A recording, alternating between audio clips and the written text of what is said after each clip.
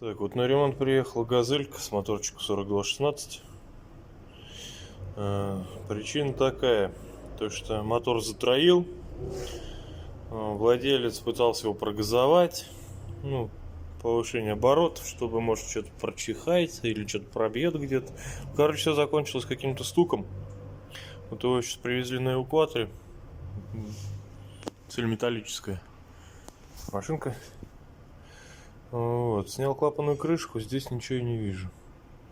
Сейчас буду снимать головку, будем посмотреть, что с ней. Я попробовал, то есть, крутнуть, она не завелась.